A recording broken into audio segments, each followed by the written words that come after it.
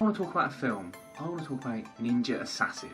Ninja Assassin was made in 2009. It's a story about a ninja who's escaped from his ninja clan where he was taken and trained from childhood, and eventually he meets up with an Interpol agent who is also aware of the gang's activities. Now, it results in them having a final confrontation with the ninja school and the ninja master. This is a film where CGI is used to its best effect, where they obviously can't get away with using practical effects safely or in a manner that would look very good.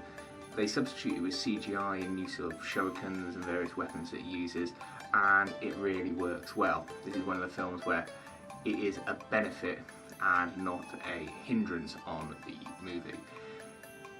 The stunt work in the film is great. All the ninjas fight well. There's lots of lovely choreographed fights, and when they have to, again, the ninjas' movements blend in with CGI to allow them to sort of vanish into the shadows and then pop back out of them again, and it gives this lovely sort of traditional martial arts, the new age look and feel to the film.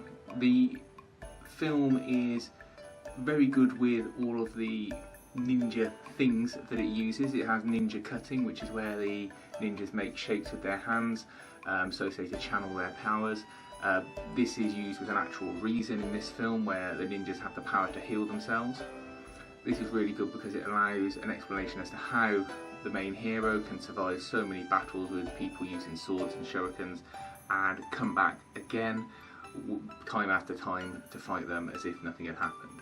And you actually see the healing working, and there's a nice effect shot where he's healing from a particularly nasty wound, and you see it all starting to close up as he's doing his meditation. The final battle against the ninja master is really good as well. You see flashbacks throughout the film of the ninjas training and growing up at the ninja school, and it really makes you dislike the guy. And also these training shots are good. There's a little romance story woven into it, but it's not laboured or heavily focused upon to the point where it drags the film down. The worst part of the film is probably the fact that it's filmed in Europe. And that's never normally a bad thing. It's just this has got this sort of grey, washed out colour palette that lots of other films made in Europe seem to have, whether it be Resident Evil films, the Transporter films. This is just why they insist on filming everything in a sort of grey-blue palette. I don't know, it just makes everything look cold and stark when they can have so much more richness and vibrancy to the film that will probably add another layer and depth of feeling to it.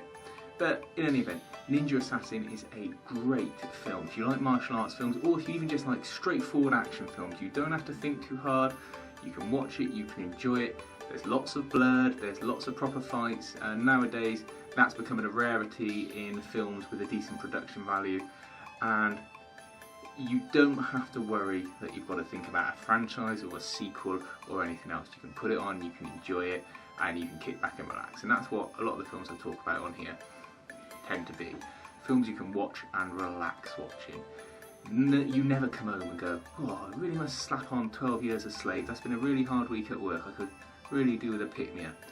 These are films that you can put on, watch, forget, or watch again if it ever takes your fancy.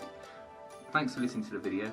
If you want to throw a like or a comment out there about the film, then please do. If you've got your own views on it, let us know. And if you like these kind of reviews, then please subscribe and I'll keep them coming. Thanks very much.